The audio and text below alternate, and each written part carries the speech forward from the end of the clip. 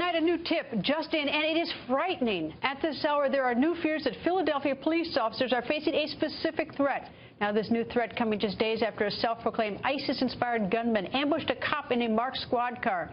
On the record, taking you to the scene on Friday night where Edward Archer is accused of shooting Officer Jesse Hartnett 3 times as he sat in his squad car.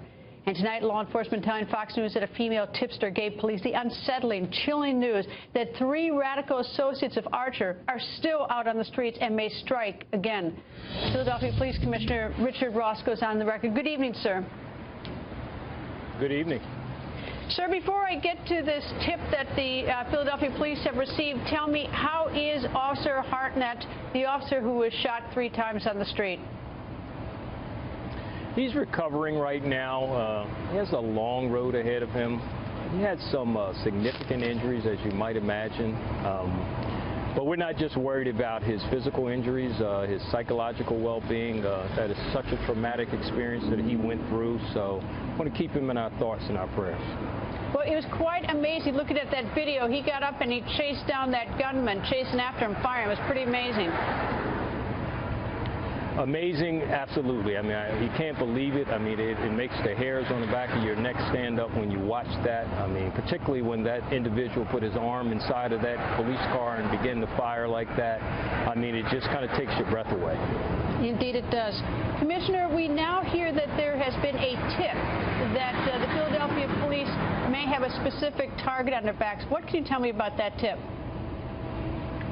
Well, that tip came in yesterday, actually the night before, and a female alerted us to the fact that this individual may have been involved with 3 others. And so we're trying to run that down in conjunction with the FBI. Right now, we have not found anything substantive on that, but we're working alongside them, and hopefully we'll find something significant soon, because we need to get about the business of allaying the concerns and the fears of the police officers who wear this uniform each and every day.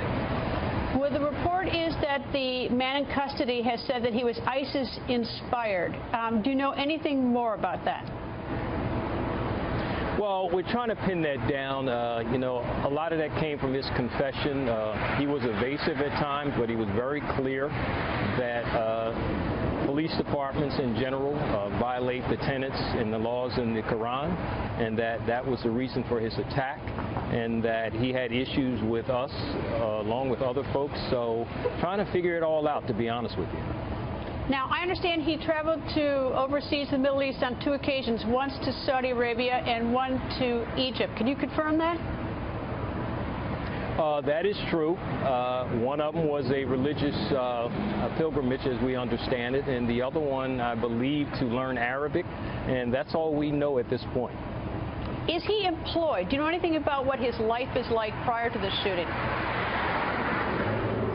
He was struggling, as we understand it, in different jobs, was despondent, some folks say. But beyond that, we really don't know a whole lot. This individual is perplexing to us at this particular time. So we're looking at everything we possibly can, working very closely with federal authorities, trying to alert our counterparts in local jurisdictions to be aware as well, because this may not be isolated just to Philadelphia.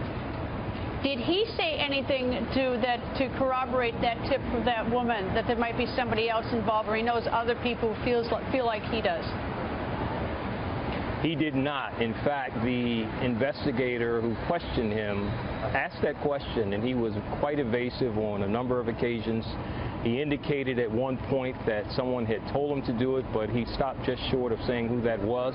And again, I don't know if that was intentional, the evasiveness I'm speaking about, or if it just was incidental and that he just decided to stop doing it. We're not sure. All right. Now, I was out on the street the other night. I heard a couple things. One is that his mother claimed he was hearing voices. Then I heard that his brother, or maybe half-brother, said that he wasn't hearing voices, that it wasn't ISIS motivated, but rather he was going after cops. Do you know, I mean, can you clear any of that up? We cannot, unfortunately. I mean, those are all things we want to get to the bottom of, and right now it's like a puzzle, and we're trying to piece it all together to try to see whether or not there are other folks who are involved, whether they can lend any information towards this whole goal. I mean, right now we're trying to allay the fears of everybody in this city, to make sure that no one else is put in harm's way. Let's look at it honestly. If this person can attack a uniformed police officer in this way, anybody can be in jeopardy. So we're talking about anybody he may have collaborated with, so we're concerned about it. The way he's dressed in the picture, it looks like, I mean, it's either some long garb or it's a big long trench coat. What is he wearing in that picture that night, the night of the shooting? Right now, it just looks like it was some type of white covering. I don't want to jump to conclusions about it being some type of Muslim garb. I do not know that. We know he is a Muslim, and so to some degree that's enough. Some of it might have just been to hide and mask what he was and what he looked like so that he could escape. Did he say anything to Officer Hartnett as he was shooting him, either moments before or even as he was running? No, he did not. And from that video, he just started to shoot at him, and he got closer and closer until he was literally inside of that police vehicle. And how would you describe that neighborhood? I mean, it's not a bad neighborhood. It's a business corridor and a lot going on, but because of the time of the night, I don't believe there were that many people on the street. There was a taxi cab that had just gone by moments before. I don't know how many people Officer Hartnett may have saved, particularly people in uniform, because if he hadn't acted the way he did, this individual might have shot any number of people on the street that day. Indeed.